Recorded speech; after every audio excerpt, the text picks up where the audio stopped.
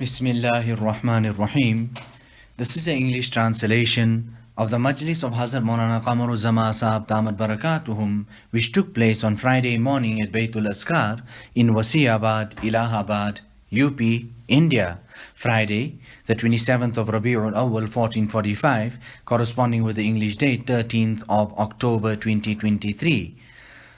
Hazrat Wala is saying, the kitab that I have here in front of me is Asharu Qawaid fi Tazkiyatin Nufus, the 10 principles in the purification of the nafs. The original kitab is in that of Arabic. Now, Tazkiyah in Nufus, regarding purification of the nafs, Hazrat Tanvi was an imam. That was his field and he had the expertise there. Nevertheless, I think, in my assumption, that all the kitabs of Hazrat Tanvi put together, the Hayatul Muslimin, Jazaul A'mal, whatever it was, all of it, we can say, that is encapsulated in these 10 qawaid, these 10 principles. The gist of his talim and his teachings are mentioned here in these 10 principles.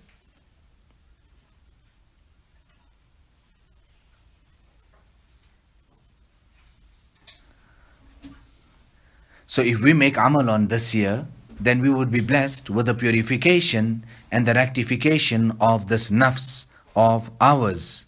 Now, tazkiyah in nufus, purification of the nafs, is not something so just ordinary or simple like that. Rather, Allah Ta'ala has sent us here for that. Allah Ta'ala has placed success on that very same principle, that listen, if you have achieved purification of the nafs, you have achieved success. قَدْ أَفْلَحَ مَنْ تَزَكَّى وَقَدْ أَفْلَحَ مَنْ زَكَّاهَا وَقَدْ خَابَ مَنْ دَسَّاهَا. Now, how is our lives lived? We are passing our days in accumulating money. You know, on one occasion, we were going somewhere. This is first-hand experience of mine, Hazrat Wala is saying. And the husband is telling the wife and showing his wife, see here, you see this property and the shop here and this here and that and the other, all this is my friends. So in exchange of that, the wife answers in this manner, yes, okay, that's your friends. What about yours? What have you done and what have you achieved? What have you got together for yourself? To that answer, he was embarrassed and he was ashamed. But Hazrat Wala is trying to say to us here that this is what our lives have become. That everything is based on the accumulation of wealth.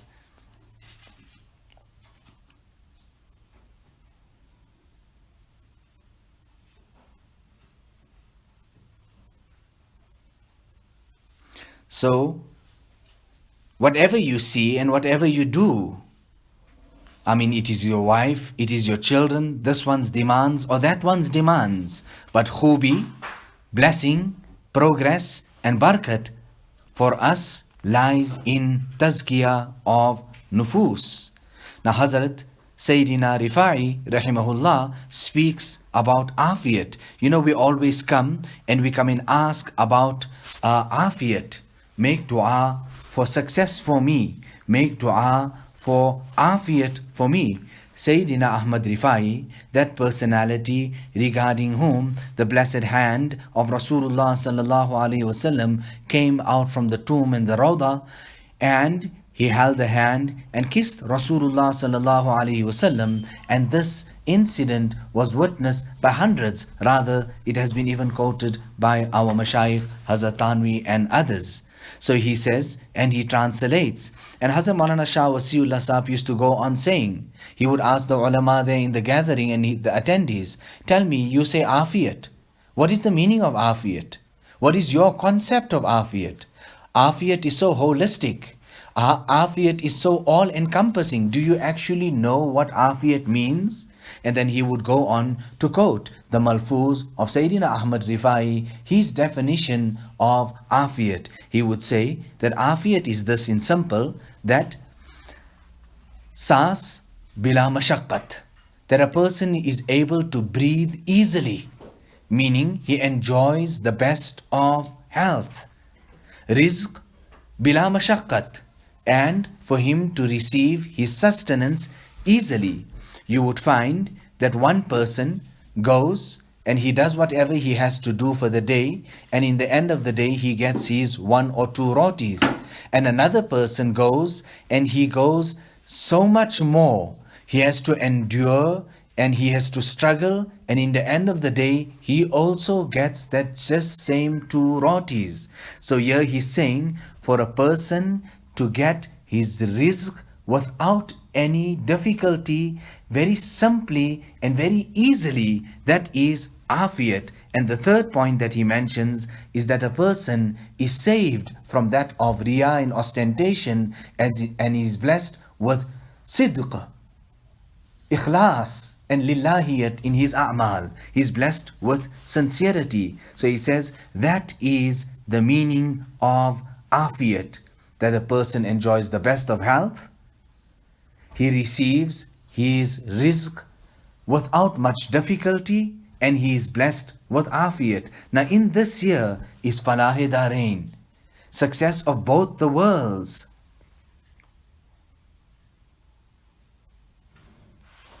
So all of this here I'm saying here, if talab, if you can create this quest, desire, enthusiasm, talab, true talab within yourself. Remember, talab is nisful ilm, half of all of knowledge.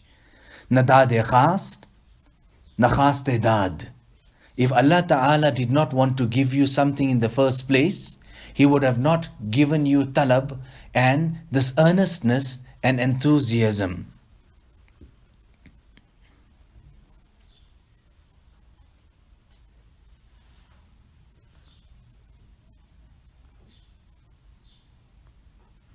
So now look, who has gone to Makkah Mukarramah? They went to Hazrat Haji Imdadullah Rahimahullah. They made safar also for this very same reason, for this of tazkiyah.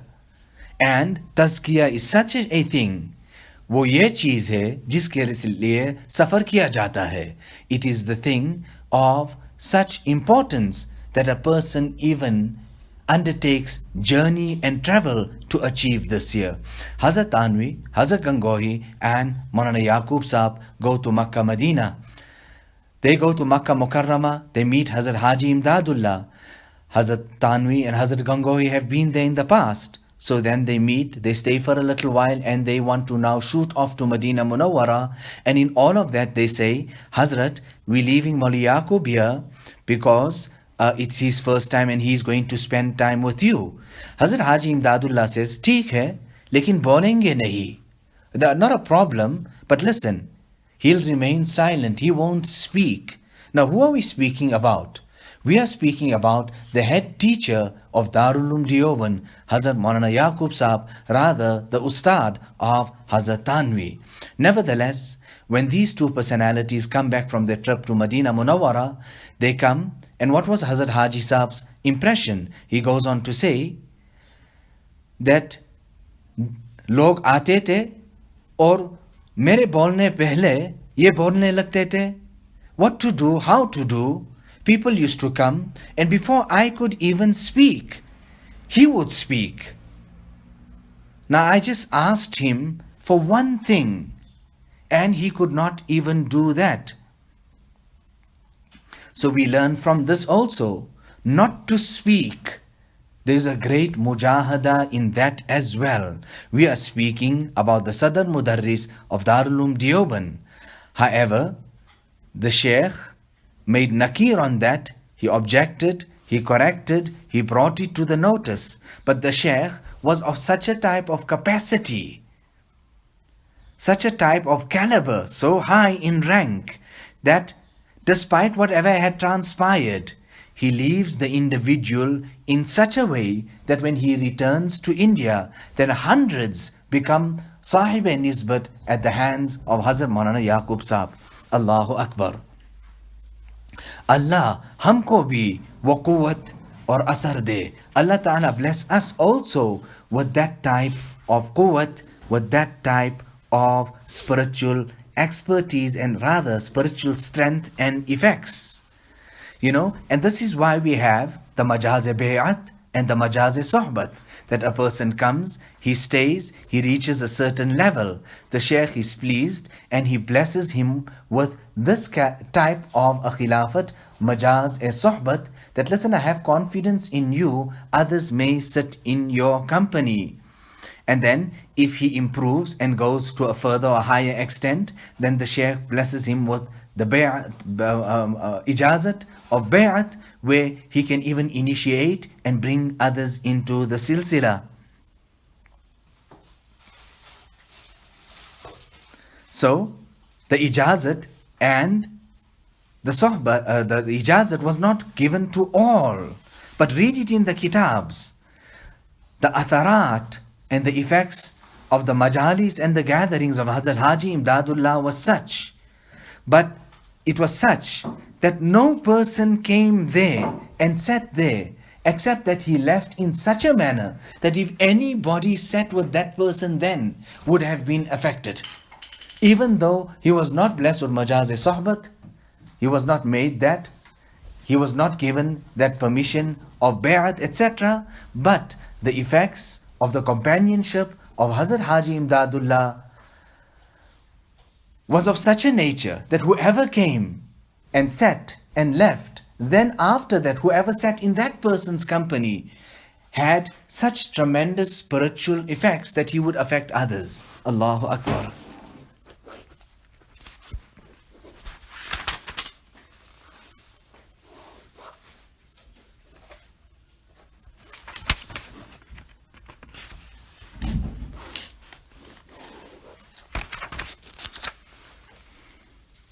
So just one shart I put down in one condition, he could not even fulfill that.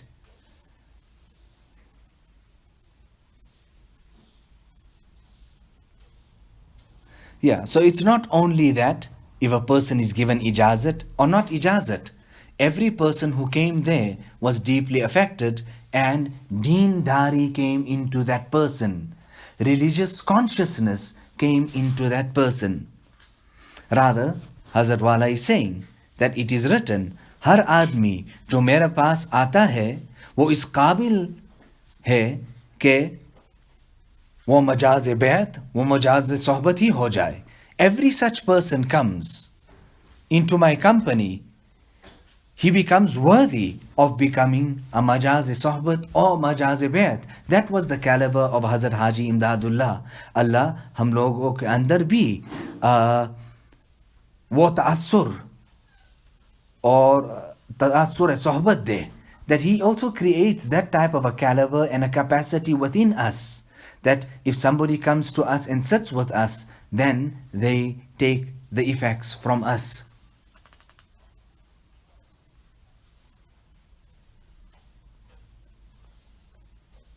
So this maqam and the station of sohbat and companionship is of a very high nature, and that's actually where sahabiyat comes from, that the Sahaba stayed in the companionship of Rasulullah sallallahu alaihi wasallam, and then they got that title. So companionship is ajib, it is amazing.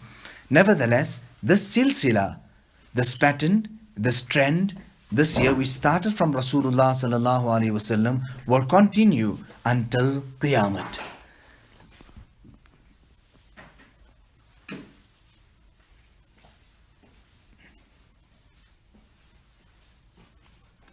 So we're speaking, I told you people about afiyat.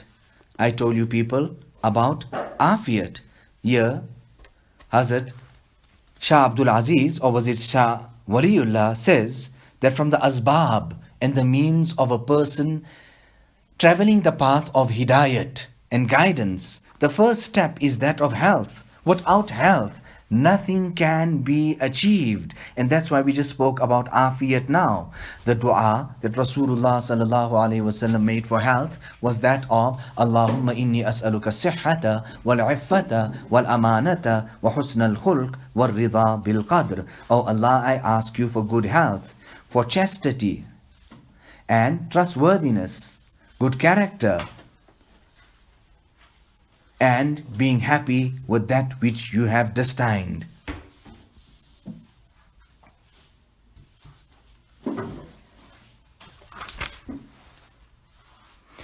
Hazrat Wala quotes the incident of, so anyway, Allah Ta'ala bless us with zahiri sihat and batini sihat. Allah Ta'ala bless us with excellent health, external and internal, outward and spiritual.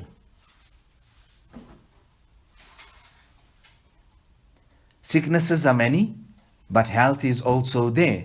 There was a Buzruk, and people asked him that, Hazrat, certain great muhaddith lives here down the road in your mahalla, in your community, in your society, in the area here. Did you go to his majlis? He says, of course. I attended and I listened to his dars. When I went there, I learned one hadith from him, and that hadith was min husni islamil mar'i tarkuhu ma la ya'ni. From the beauty of the Islam of an individual is that he abandons all futile activities, whether they are physical or whether they are verbal, in whichever way they are. He says what to do. I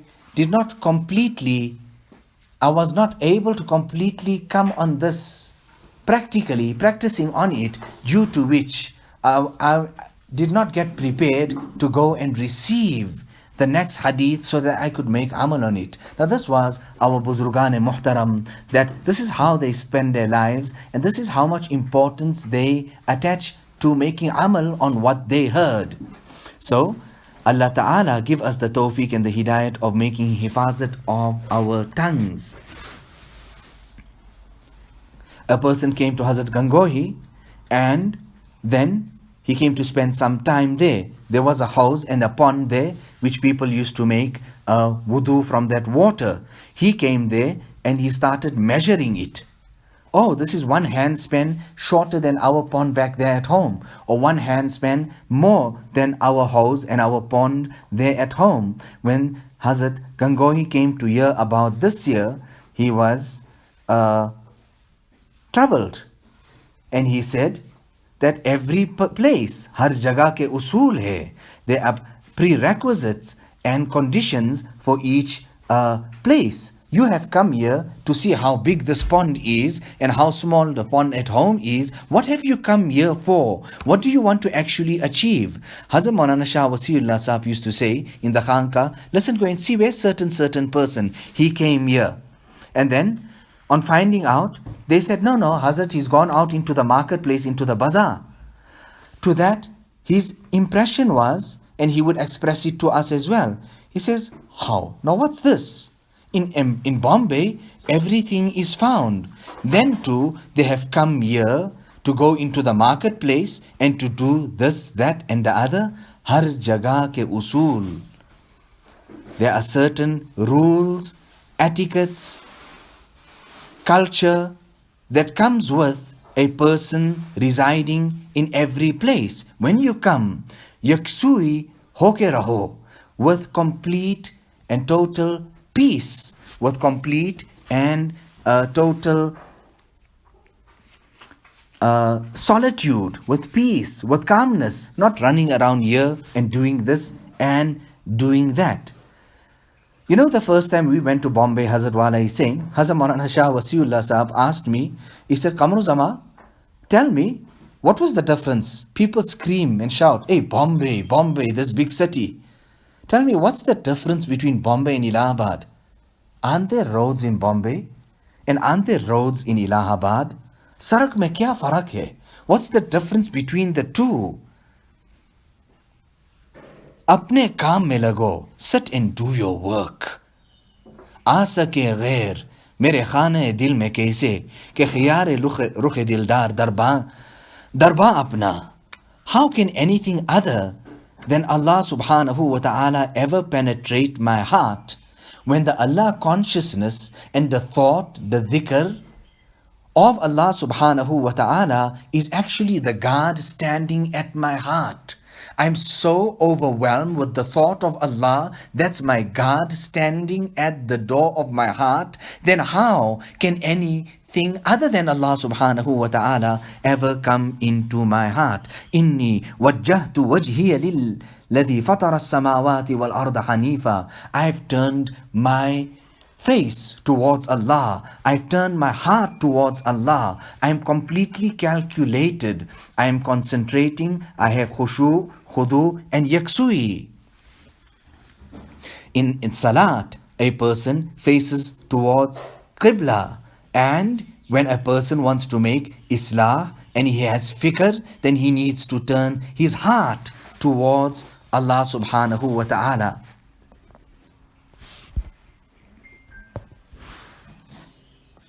You know, my mother went to Alahbadi.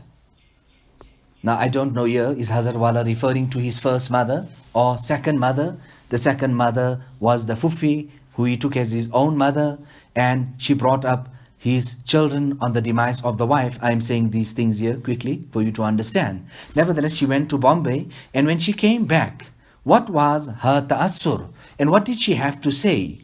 They took her here to these the snake park or here or there where foreigners would be taken, go and see this here or go to the zoo or this or that. When she went there and she came back, what did she have and what was her ta'assur? What was her dekna? What was her seeing? It was full of ibrat, lesson and admonition, nothing else. She came back and she said, I went to Bombay and I seen that same ocean in which the belly of that ocean holds the blessed body of Hazrat Maulana Shah Wasiullah Sahab. That's what I went to Bombay, and that's what ibrat and admonition I took and I learned. And the other one is, I saw those snakes and I thought to myself, if these are these huge serpents, snakes, here in this dunya already, what to do and how to do? How will we manage, and what will this type of adab of the snakes in the qabr and in the akhirat will actually be? Allahu Akbar. So sitting with the Buzrugane-Deen, then we are blessed with the gaze of Ma'rifat.